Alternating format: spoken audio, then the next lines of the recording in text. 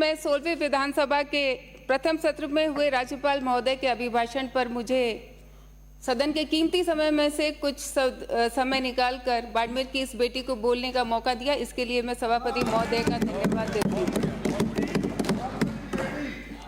इस सदन में सभी नवनिर्वाचित सदस्यों को मैं अभिवादन करती हूं और आप सबको भी बहुत बहुत बधाई देती हूं। प्रथम बार सदन में अपना वक्तव्य रख रही हूं तो मैं सभापति महोदय का संरक्षण चाहूंगी और जितने मेरे वरिष्ठ माननीय सदस्य हैं आपका मार्गदर्शन चाहूंगी और जो मेरे साथी माननीय सदस्यगण हैं आप सबका सहयोग भी मैं अपेक्षा करती हूँ।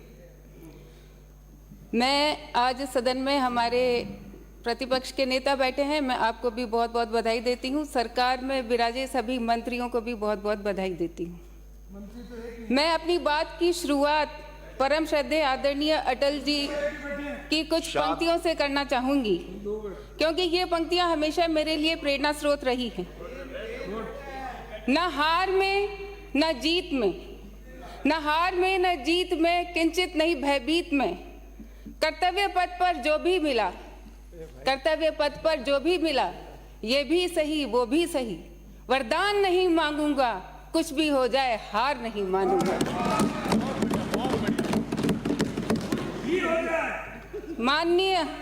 माननीय सभापति महोदय, मैं बाड़मेर विधानसभा क्षेत्र से आती हूँ। मैं 1957 की बात करती हूँ, जब मालानी के आदरणीय स्वर्गीय रामदास जी चौधरी 1957 में पहली बार जनता का आशीर्वाद पाकर इस सदन में आए और उन्होंने मृत्यु भोज निषेध जैसे कानून को यहाँ लागू करवाने का कार्य किया। उसके बाद मेरे दादाजी आदरणीय स्वर्गीय गंगाराम जी चौधरी 1962 से लगातार जनता ने उनको 8 बार विधायक बनाकर आशीर्वाद दिया और उन्होंने लगातार इस सदन में आकर जनता की सेवा का कार्य किया।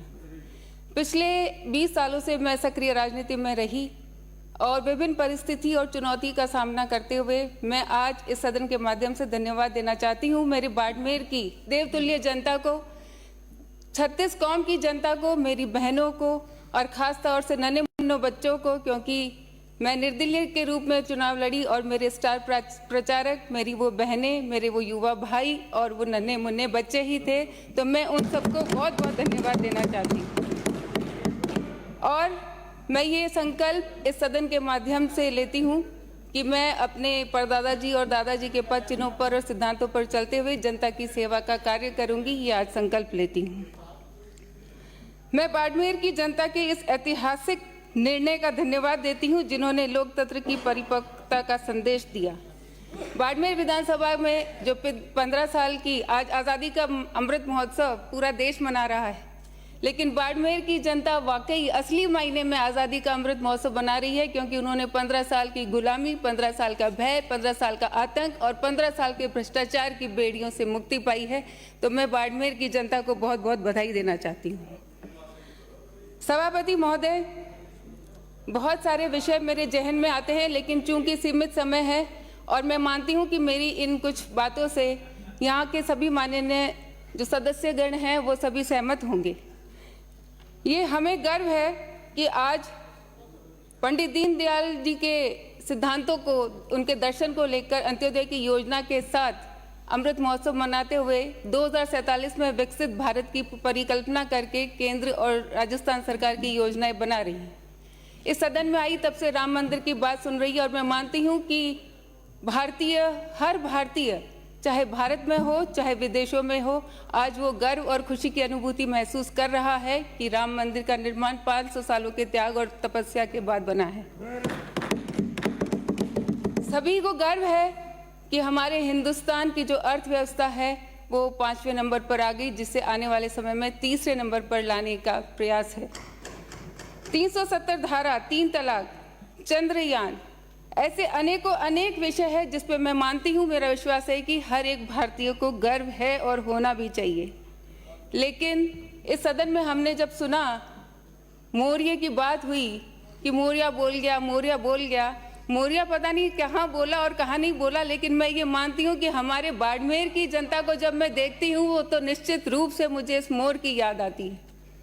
मैं जब मेरे बाड़मेर की, अरे अभी तो शुरू किया बोलना, समय नहीं है, अभी तो सदन के नियमों के अनुसार आनुपातिक रूप से समय बटा हुआ है। आपको 7 मिनट दिए हैं। मेरे 7 मिनट बाड़मेर होने के वाले। बारे में अगर मैं बात करूं तो बहुत विषम भौगोलिक परिस्थिति है, बहुत जटिल सामाजिक संरचना है, बहुत संघर्षों और संतों की भूमि है। जो निर्धारित लेकिन समय है उसी एक समय में जो काला पानी की सजा, जहां अधिकारियों को भी धमकाया जाता था कि काला पानी की सजा दे देंगे, बाड़मेर भेज देंगे, आज उस बाड़मेर को ब्लैक गोल्ड के नाम से जाना जाता है। आज बाड़मेर ने विश्व के मानचित्र पर अगर अपनी स्थान बनाई है तो उसके पीछे रिफाइनरी और यहाँ का जो हैंडीक्राफ्ट है उसके कारण है। ये इस रिफाइनरी की बात मैं करूंगी तो रिफाइनरी के साथ मेरे बाड़मेर के युवाओं के सपने जुड़े हुए थे, लेकिन ये रिफाइनरी एक सरकार आई, दूसरी गई, पहली आई, और ये युवाओं के सपने उन सरकारों के साथ ही कहीं मिट्टी में मिल गए। मैं सभापति महोदय के माध्यम से ये कहना चाहूँगी कि मेरे युवाओं को वहाँ रोजगार मिले, क्योंकि पहले पूर्व में एक मेरे माननीय सदस्य ने कहा था कि अपराध को कोई नहीं रोक सकता। अपराध रोका जा सकता है अगर मेरे युवा भाइयों को उचित शिक्षा दी जाए, उचित रोजगार दिया जाए, तो निश्चित रूप से अपराध में कमी आ सकती है। मेरे वहाँ बाड़मेर जिले में बहुराष्ट्रीय कंपनियां काम कर रही है, वहाँ युवाओं को प्राथमिकता से रोजगार दिया जाए, हमें पानी दिया जाए, हमें अच्छे डॉक्टर दिए जाए, हमारी शिक्षा की व्यवस्था की जाए। और जब मोदी जी कहते हैं कि 21वीं सदी का भारत वुमेन लेड डेवलपमेंट होगा, तो मेरे बाड़मेर विधानसभा में शहर के अंदर सिर्फ 2 गर्ल्स स्कूल है, सीनियर स्कूल्स। मैं दुख होता है कहते हुए कि सिर्फ एक में साइंस फैकल्टी है, तो वो बच्चियां, वो बेटियां कैसे आगे बढ़ेगी, कैसे तरक्की करेगी। मेरे बाड़मेर शहर की स्थिति देखो, विडंबना देखिए सभापति महोदय। एक तरफ सभापति